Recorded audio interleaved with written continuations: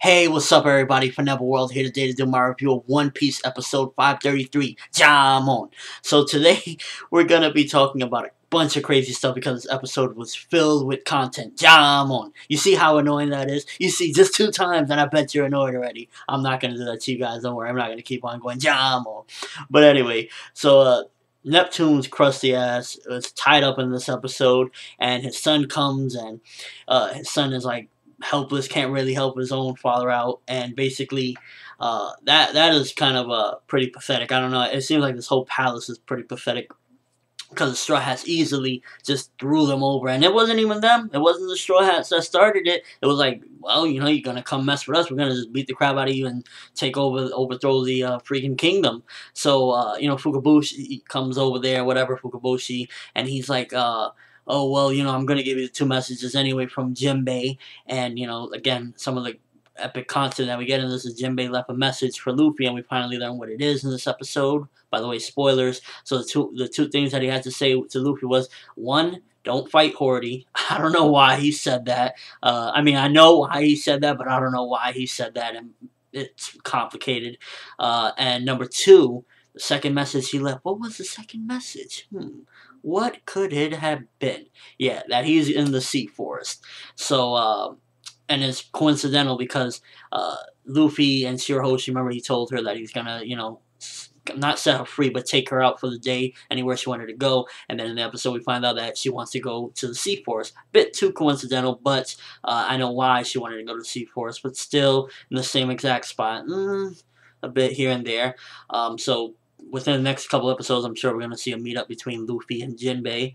That's going to be pretty crazy, and I'm looking forward to that, definitely. Some of the more epic content in this episode is we get freaking some crazy Chopper stuff, and I love Chopper, one of my favorite of the Straw Hats. He goes Kung Fu point in this one, and he's like, he looks like this big stuffed doll, a puffy doll, and he's whipping butt. He's like, ah, ah. So that was pretty freaking cool to see. I was laughing my butt off. I was like, oh man. And Sanji comes out, and Chopper's still being beast. He's like, Sanji, don't come out. You're still not well. And he's like chopping people down. That was freaking like pretty cool to see. I really like seeing that. It was definitely more brought to life with the anime than it was in the manga. I definitely enjoyed it a lot more seeing that.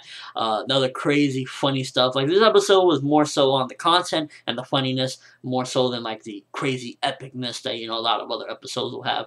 So some of the again, the funniness of it was Brook, he hears about the princess or whatever, and he's like, I'm gonna go see her panties. And, you know, people don't even, like, you know, to them, they're probably looking at him as he's just this filthy pirate. He's probably gonna soil her. He's probably gonna try to do some nasty stuff to her. And then like, he's just like a pervert. He's just like, panties is okay to him, and he's just joking around, you know, he's a jokester. So it's pretty freaking hilarious. And then the one thing that had me dying laughing was one of Neptune's people is like, you know, I'm in charge of this kingdom, at least let me go with you. And then Brook stops. He turns around with a serious face. He's like, oh, I see. You want to see her panties too? And he grabs them and runs out. Oh man, that had me dying laughing. That was pretty freaking hilarious. And overall, this was just a really content-packed, funny, all-around awesomeness episode. And then the crazy part at the end too, that you know, they keep hearing these sounds, and it's like, oh man, you know, Declan's going hard. He's throwing axes after axes and blades. But then we go and we see, and there's all these freaking pirates. Like he just threw them at the wall. It gotta be Declan, because, you know, who else is gonna be able to throw pirates like that? So that's pretty freaking crazy. Overall, it's just, again, I really enjoyed the episode because it was more so, again, focused on other aspects besides the coolness of fights and, you know, this particular Luffy punching craziness. You know, it was actually like, we got to see some pretty cool stuff with Chopper, you know, that Kung Fu point, freaking epic beast cool stuff, you know, and funny at the same time. It's like this big stuffed dog going, ah, ah, you know, that was pretty awesome. We got the Brooks funniness. We got Nami wanting money when Zoro is giving his demands. Oh, and then freaking Neptune, first of all, when he's going up against Zoro, his back goes out. That's pretty freaking hilarious, you old punk. He's like, oh, my back went out, I'm getting old.